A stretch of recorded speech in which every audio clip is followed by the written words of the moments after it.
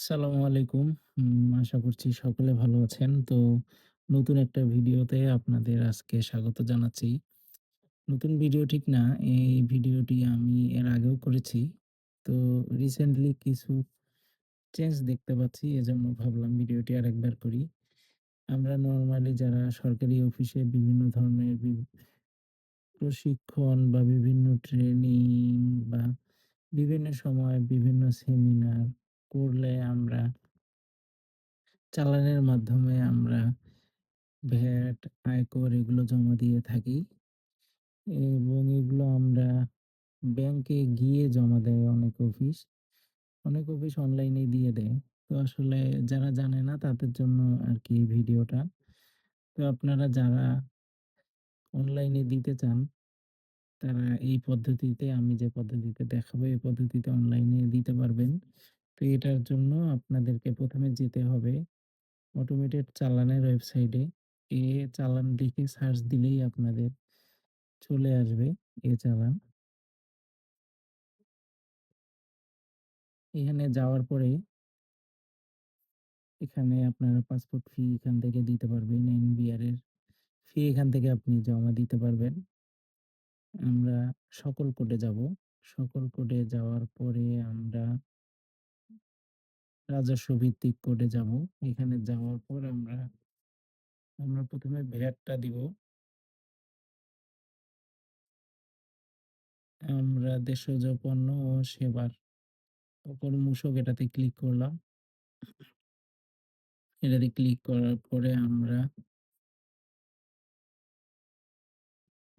যে ট্যাক্স জোনের আন্ডারে আমরা সেই ট্যাক্স জোন ক্লিক করব। আমি যেহেতু দিনাজপুর সদর অফিস আমরা দিনাজপুর কার্যালয় সিলেক্ট করব। এরপরে আমার ট্যাক্সের পরিমাণ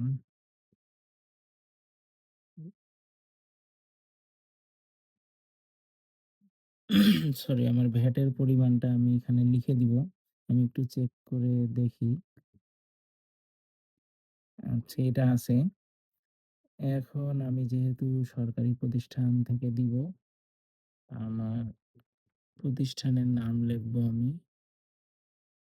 তথ্য লিখলেই দেখেন তথ্য ও যোগাযোগ প্রযুক্তি অধিদপ্তর, দিনাজপুর সদর।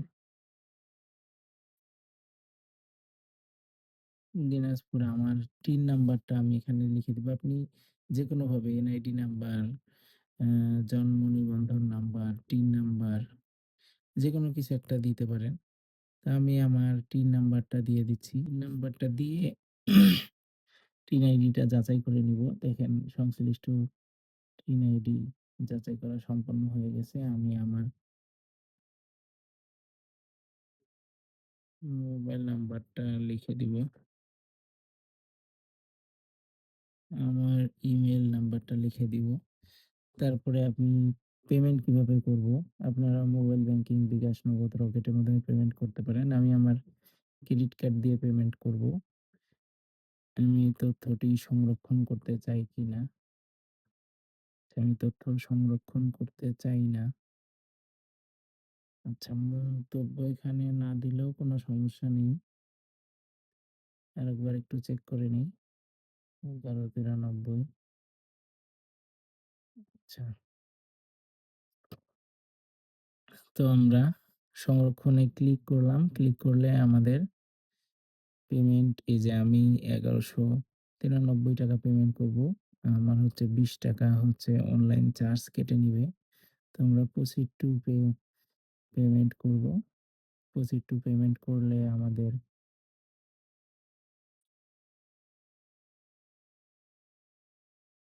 এখানে আমার ব্যাংকের ইনফরমেশনটা আমি এড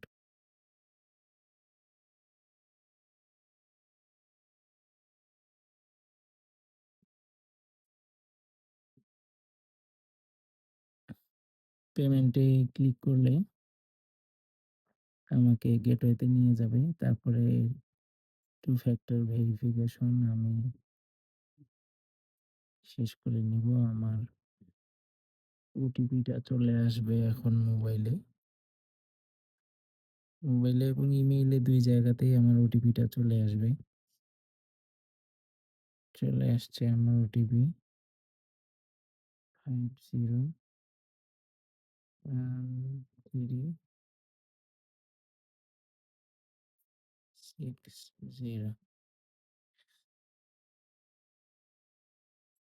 আমার ওটিপিটা চলে আসছে। তো এখন পেমেন্ট কমপ্লিট হয়ে গেছে। আমাকে এখন রিডিরেক্ট করে ডিরেক্ট আমাকে চালানটা দেখিয়ে দিবে। এই যে আমার চালানটা চলে আসছে। চালানটা আমি এখন ডাউনলোড করে নিব। চালানটা আমি ডাউনলোড করে নিলাম। এই যে আমার পেমেন্টটা হয়ে গেছে। এভাবে আমরা হচ্ছে ভ্যাটটা পেমেন্ট করতে পারবো। একইভাবে এই চালান লিখে সার্চ দিয়ে আবার আপনি যদি আয়কর পেমেন্ট করতে চান, মানে ট্রেনিং এর যে আয়করগুলো থাকে সেটার জন্য একইভাবে আমরা এখানে এখানে কোম্পানি কর্তৃক দেয় আয়করে সিলেক্ট করব। তারপরে আপনার ট্যাক্স জোন সিলেক্ট করবেন। যেমন আমার দিনাজপুর লিখলাম আমি। এই যে আমার ট্যাক্স জোন দিনাজপুর চলে আসছে। এখন ধরেন আমার টাকার পরিমাণ ধরেন ১২০০। এখন আমার যেহেতু সরকারি প্রতিষ্ঠান, আমি সরকারি প্রতিষ্ঠান নাম দিব। আমি তথ্য আমার অফিসের নাম লিখলে দিনাজপুর সদর চলে আসছে। তারপরে আমার টিন নাম্বার দিয়ে যাচাই করে নিব। দেখেন সংশ্লিষ্ট তথ্য যাচাই হয়ে গেছে। তারপরে আমার ফোন নাম্বার লিখে দিব।